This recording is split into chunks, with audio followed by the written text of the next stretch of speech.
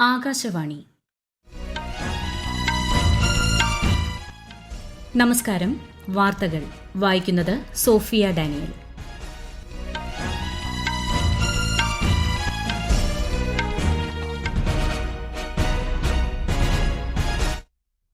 പ്രധാന വാർത്തകൾ. ശുചിത്വവും വികസിതവുമായ രാജ്യത്തിനായി ഒരുമിച്ച് പ്രവർത്തിക്കണമെന്ന് രാഷ്ട്രപതി ദ്രൌപദി മുർമു. കേരളത്തിൽ മട്ടന്നൂർ നഗരസഭയ്ക്ക് സ്വച്ഛ് സർവേക്ഷൺ പുരസ്കാരം. രാജ്യത്തിന്റെ വികസനത്തിന് സഹകരണ സ്ഥാപനങ്ങൾ നൽകിയ സംഭാവന നിസ്തുലമെന്ന് കേന്ദ്ര സഹകരണ മന്ത്രി അമിത്ഷാ. നിമിഷപ്രിയ കേസിൽ കേന്ദ്ര സർക്കാർ നിയമസഹായമടക്കം സാധ്യമായതെല്ലാം ചെയ്യുന്നുണ്ടെന്ന് വിദേശകാര്യ മന്ത്രാലയം. വിഷയം സൂക്ഷ്മമായി നിരീക്ഷിക്കുന്നതായി മന്ത്രാലയ വക്താവ് രൺധീർ ജയ്സ്വാൾ. ഈ വർഷം അവസാനത്തോടെ രാജ്യത്തിന്റെ ചരക്കു നീക്കച്ചെലവ് 9% കുറയുമെന്ന് കേന്ദ്ര ഗതാഗത മന്ത്രി നിതിൻ ഗഡ്കരി. കേരളത്തിൽ അതിതീവ്ര മഴയ്ക്ക് സാധ്യത. നാളെ 3 ജില്ലകളിൽ ചുവപ്പ് ജാഗ്രത. കേരള, കർണാടക, ലക്ഷദ്വീപ് തീരങ്ങളിൽ ഈ മാസം 21 വരെ മത്സ്യബന്ധനത്തിന് വിലക്ക്. വാർത്തകൾ വിശദമായി. രാജ്യത്തെ ഏറ്റവും വൃത്തിയുള്ള നഗരം എന്ന അംഗീകാരം തുടർച്ചയായ 8ാം തവണയും നിലനിർത്തി ഇൻഡോർ. സൂറത്തിന് 2ാം സ്ഥാനവും നവി മുംബൈക്ക് 3ാം സ്ഥാനവും ലഭിച്ചു. 9ാമത് സ്വച്ഛ് സർവേക്ഷൺ പുരസ്കാരങ്ങൾ രാഷ്ട്രപതി ദ്രൌപദി മുർമു ന്യൂഡൽഹിയിൽ വിതരണം ചെയ്തു. വികസിത് ഭാരത് 2047 ലക്ഷ്യത്തിലെ ഏറ്റവും പ്രധാനപ്പെട്ട ഘടകമാണ് ശുചിത്വമെന്ന് രാഷ്ട്രപതി പറഞ്ഞു. വികസിത, ശുചിത്വ, ആരോഗ്യപൂർണമായ രാജ്യം എന്ന ലക്ഷ്യത്തിനായി എല്ലാവരും യോജിച്ച് പ്രവർത്തിക്കണമെന്നും ശ്രീമതി മുർമു ആഹ്വാനം ചെയ്തു. 4 വിഭാഗങ്ങളിലായി 78 പുരസ്കാരങ്ങൾ സമ്മാനിച്ചു. കഴിഞ്ഞ 100 വർഷത്തിനിടെ രാജ്യവികസനത്തിന് സഹകരണ സ്ഥാപനങ്ങൾ നിസ്തുല സംഭാവനയാണ് നൽകിയതെന്ന് കേന്ദ്ര സഹകരണ മന്ത്രി അമിത്ഷാ. രാജസ്ഥാനിൽ സഹകാരിത ഏവം റോസ്ഗർ ഉത്സവിൽ സംസാരിക്കുകയായിരുന്നു അദ്ദേഹം. 98% ഗ്രാമപ്രദേശങ്ങളിലും സഹകരണ സ്ഥാപനങ്ങൾക്ക് സജീവ പങ്കാണുള്ളത്. 8.5 ലക്ഷം സഹകരണ സ്ഥാപനങ്ങളിലൂടെ 31 കോടി ജനങ്ങൾ സഹകരണ മേഖലയുമായി ബന്ധപ്പെട്ട് പ്രവർത്തിക്കുന്നുണ്ടെന്ന് അദ്ദേഹം പറഞ്ഞു. 8,50,000 कोऑपरेटिव के माध्यम से 31 करोड़ लोग सहकारिता से जुड़े हैं और नरेंद्र मोदी जी ने सहकारिता मंत्रालय की स्थापना की. 4 साल के अंदर हमने 61 इनिशिएटिव के माध्यम से सहकारिता को मजबूत करने का काम किया है. ലോകത്തിലെ ഏറ്റവും വലിയ ധാന്യ സംഭരണ പദ്ധതിക്ക് കീഴിൽ നിർമ്മിച്ച 24 വെയർ ഹൌസുകളും ശ്രീ അന്നയുടെ പ്രചാരണത്തിനായുള്ള 64 മില്ലറ്റ് ഔട്ട്ലെറ്റുകളും കേന്ദ്രമന്ത്രി ചടങ്ങിൽ ഉദ്ഘാടനം ചെയ്തു. പ്രധാനമന്ത്രി നരേന്ദ്രമോദി നാളെ പശ്ചിമ ബംഗാളിലും ബീഹാറിലും സന്ദർശനം നടത്തും. ബീഹാറിലെ മോത്തിഹാരിയിൽ 7,200 കോടിയിലധികം രൂപയുടെ വിവിധ വികസന പദ്ധതികൾക്ക് തുടക്കം കുറിക്കും. 4 പുതിയ അമൃത് ഭാരത് ട്രെയിനുകളും പ്രധാനമന്ത്രി ഫ്ളാഗ് ഓഫ് ചെയ്യും. പശ്ചിമ ബംഗാളിൽ 5,000 കോടിയിലധികം രൂപയുടെ വികസന പദ്ധതികൾക്ക് ശ്രീ മോദി തറക്കല്ലിടും. പാർലമെന്റിന്റെ വർഷകാല സമ്മേളനത്തിന് മുന്നോടിയായി കേന്ദ്ര സർക്കാർ ഞായറാഴ്ച സർവകക്ഷി യോഗം വിളിച്ചു ചേർക്കും. പാർലമെന്റിന്റെ ഇരുസഭകളുടെയും സുഗമമായ പ്രവർത്തനം ഉറപ്പാക്കുന്നതിന് എല്ലാ രാഷ്ട്രീയ പാർട്ടികളുടെയും സഹകരണം തേടുകയാണ് ലക്ഷ്യം. ഈ മാസം 21 മുതൽ അടുത്ത മാസം 21 വരെയാണ് വർഷകാല സമ്മേളനം. നിമിഷപ്രിയ കേസിൽ കേന്ദ്ര സർക്കാർ സാധ്യമായ എല്ലാ സഹായവും ചെയ്യുന്നുണ്ടെന്ന് വിദേശകാര്യ മന്ത്രാലയം.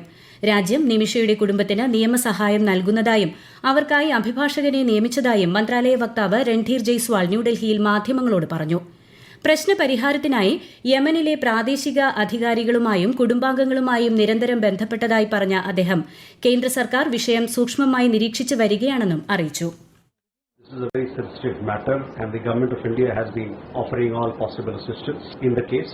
We have provided legal assistance and also appointed a lawyer to assist the family. We have also arranged for regular consular visits by a family and we are also in touch with local authorities as also the family members to resolve this issue. ലോകത്തെ വിവിധ മേഖലകളിലെ വ്യത്യസ്ത ഭൌമ രാഷ്ട്രീയ സാഹചര്യങ്ങളിലും ഊർജ്ജത്തിന്റെ ലഭ്യത, താങ്ങാനാവുന്ന വില, സുസ്ഥിരത എന്നിവ നിലനിർത്താൻ ഇന്ത്യയ്ക്ക് കഴിഞ്ഞതായി കേന്ദ്രമന്ത്രി ഹർദീപ് സിംഗ് പുരി. ഡൽഹിയിൽ ഒരു ചടങ്ങിനെ അഭിസംബോധന ചെയ്യുകയായിരുന്നു അദ്ദേഹം. 2 ലക്ഷം ചതുരശ്ര കിലോമീറ്ററിലധികം വിസ്തൃതിയിൽ ഹൈഡ്രോ കാർബൺ ഖനനം നടത്താനുള്ള നടപടികൾ കേന്ദ്ര സർക്കാർ കൈക്കൊള്ളുമെന്ന് അദ്ദേഹം പറഞ്ഞു. ഇന്ത്യ അമേരിക്ക ഇടക്കാല വ്യാപാര കരാറിനായുള്ള ചർച്ചകൾ ഉടൻ പൂർത്തിയാകുമെന്ന് US പ്രസിഡന്റ് ഡൊണാൾഡ് ട്രംപ്. ചർച്ചകൾ ശരിയായ പാതയിലാണെന്നും യുഎസും ഇന്തോനേഷ്യയും തമ്മിലുള്ള വ്യാപാര കരാറിന് അനുസൃതമായി അമേരിക്കൻ കമ്പനികൾക്ക് ഇന്ത്യൻ വിപണിയിലേക്ക് കൂടുതൽ പ്രവേശനം കരാർ സാധ്യമാക്കുമെന്നും ട്രംപ് പറഞ്ഞു. അതേസമയം 150-ലധികം രാജ്യങ്ങളിലും പ്രദേശങ്ങളിലും ഏകീകൃത താരിഫ് ചുമത്താനുള്ള പദ്ധതികളും യുഎസ് പ്രസിഡന്റ് പ്രഖ്യാപിച്ചു. ഈ വാർത്തകൾ ആകാശവാണിയിൽ നിന്ന്.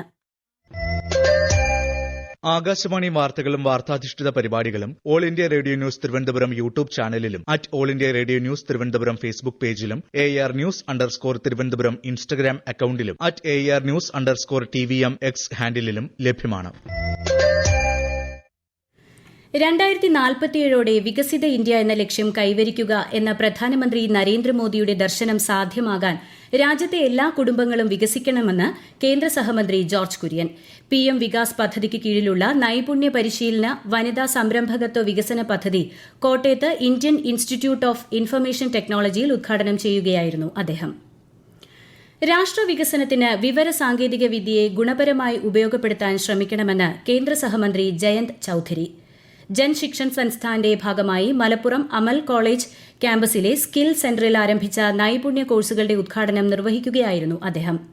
സാധാരണ ഡിഗ്രി കോഴ്സുകൾക്കൊപ്പം കുട്ടികൾ നൈപുണ്യ വികസനവും പരിശീലിക്കണമെന്ന് കേന്ദ്രമന്ത്രി പറഞ്ഞു.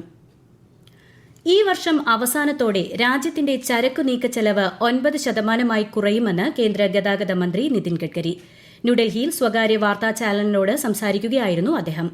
ചരക്കു നീക്കച്ചെലവ് കുറയ്ക്കുന്നത് ഇന്ത്യയുടെ കയറ്റുമതി 1.5 മടങ്ങ് വർദ്ധിപ്പിക്കുമെന്നും ഇത് കൂടുതൽ തൊഴിലവസരങ്ങൾ സൃഷ്ടിക്കുമെന്നും ശ്രീ നിതിൻ ഗഡ്കരി പറഞ്ഞു. वेस्ट टू वेल्थ, अब परली से इथेनॉल बन रहा है, परली से CNG बन रहा है, परली से एविएशन फ्यूल बन रही है. तो धीरे धीरे हमारे देश को जल प्रदूषण, वायु प्रदूषण और ध्वनि प्रदूषण से मुक्त करना, फॉसिल फ्यूल के प्रदूषण से मुक्त करना, ट्रैफिक जाम से मुक्त करना और उसके साथ साथ ethics, economy, ecology and environment. तो इकोलॉजी एंड इन्वायरमेंट को प्रोटेक्ट करते हुए भी हमारे इंफ्रास्ट्रक्चर को डेवलप करके इकोनॉमी को भी मजबूत करना, ये हमारा मिशन है.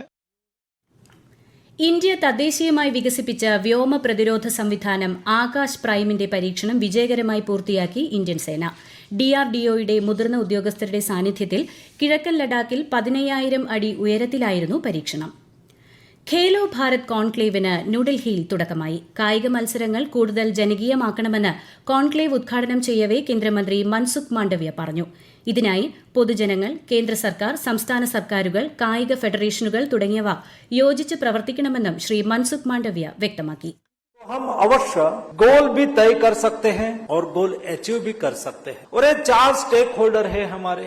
एक हमारे एथलीट है, पब्लिक है, दूसरा हमारा फेडरेशन है, तीसरा हमारी स्टेट गवर्नमेंट है, फोर्थ सेंट्रल गवर्नमेंट है. तो 3 स्टेक होल्डर एक साथ में मिलके इस मूवमेंट को आगे बढ़ाएंगे तो ये देश का अनुभव ऐसा कहता है कि जब ये देश ने संकल्प करा है तो सिद्ध करके रहते हैं. കേരളത്തിൽ അതിതീവ്ര മഴയ്ക്ക് സാധ്യതയെന്ന് കേന്ദ്ര കാലാവസ്ഥാ വകുപ്പ്. നാളെ വയനാട്, കണ്ണൂർ, കാസർഗോഡ് ജില്ലകളിൽ ചുവപ്പ് ജാഗ്രത പ്രഖ്യാപിച്ചു. കാസർഗോഡ് ജില്ലയിലെ എല്ലാ വിദ്യാഭ്യാസ സ്ഥാപനങ്ങൾക്കും നാളെ അവധി പ്രഖ്യാപിച്ചു. കേരള, കർണാടക, ലക്ഷദ്വീപ് തീരങ്ങളിൽ ഈ മാസം 21 വരെ മത്സ്യബന്ധനത്തിന് വിലക്കേർപ്പെടുത്തി. കൊല്ലം തേവലക്കരയിൽ ബോയ്സ് ഹൈസ്കൂളിലെ വിദ്യാർത്ഥി മിഥുൻ വൈദ്യുതാഘാതമേറ്റ് മരിച്ച സംഭവത്തിൽ അപകട കാരണം വിശദമായി പരിശോധിക്കുമെന്ന് മുഖ്യമന്ത്രി പിണറായി വിജയൻ. ഇത്തരം അപകടങ്ങൾ ആവർത്തിക്കാതിരിക്കാനുള്ള എല്ലാ മുൻകരുതലുകളും സ്വീകരിക്കുമെന്നും അദ്ദേഹം പറഞ്ഞു. മിഥുന്റെ കുടുംബത്തിന് വീട് നിർമ്മിച്ചു നൽകുമെന്ന് വിദ്യാഭ്യാസ മന്ത്രി വി ശിവൻകുട്ടി അറിയിച്ചു. സംഭവത്തിൽ മനുഷ്യാവകാശ കമ്മീഷൻ സ്വമേധയാ കേസെടുത്തു. തിരുവനന്തപുരം പൊഴിയൂർ കൊല്ലംകോട് കടലാക്രമണ പ്രതിരോധ പ്രവർത്തനങ്ങൾക്ക് 43.65 കോടി രൂപ അനുവദിക്കാൻ സംസ്ഥാന മന്ത്രിസഭായോഗം തീരുമാനിച്ചു. പട്ടികജാതി വികസന വകുപ്പിന് കീഴിൽ തിരുവനന്തപുരം തോന്നയ്ക്കലിൽ മോഡൽ റെസിഡൻഷ്യൽ സ്കൂൾ പ്രവർത്തനം ആരംഭിക്കാനും സംസ്ഥാന മന്ത്രിസഭായോഗത്തിൽ തീരുമാനമായി. ബീഹാറിൽ ഇടിമിന്നലേറ്റ് കഴിഞ്ഞ 24 മണിക്കൂറിൽ 19 പേർ മരിച്ചു. നിരവധി പേർക്ക് പരിക്കേറ്റു.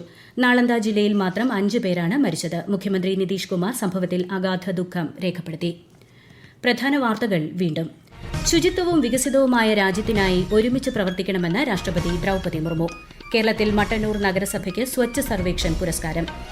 രാജ്യത്തിന്റെ വികസനത്തിന് സഹകരണ സ്ഥാപനങ്ങൾ നൽകിയ സംഭാവന നിസ്തുലമെന്ന് കേന്ദ്ര സഹകരണ മന്ത്രി അമിത്ഷാ. നിമിഷപ്രിയ കേസിൽ കേന്ദ്ര സർക്കാർ നിയമസഹായമടക്കം സാധ്യമായതെല്ലാം ചെയ്യുന്നുണ്ടെന്ന് വിദേശകാര്യ മന്ത്രാലയം. വിഷയം സൂക്ഷ്മമായി നിരീക്ഷിക്കുന്നതായി മന്ത്രാലയ വക്താവ് രൺധീർ ജയ്സ്വാൾ. ഈ വർഷം അവസാനത്തോടെ രാജ്യത്തിന്റെ ചരക്കു നീക്കച്ചെലവ് 9% കുറയുമെന്ന് കേന്ദ്ര ഗതാഗത മന്ത്രി നിതിൻ ഗഡ്കരി. കേരളത്തിൽ അതിതീവ്ര മഴയ്ക്ക് സാധ്യത. നാളെ 3 ജില്ലകളിൽ ചുവപ്പ് ജാഗ്രത. കേരള, കർണാടക, ലക്ഷദ്വീപ് തീരങ്ങളിൽ ഈ മാസം 21 വരെ മത്സ്യബന്ധനത്തിന് വിലക്ക്. വാർത്തകൾ കഴിഞ്ഞു. അടുത്ത വാർത്താ പ്രക്ഷേപണം രാത്രി 8:35.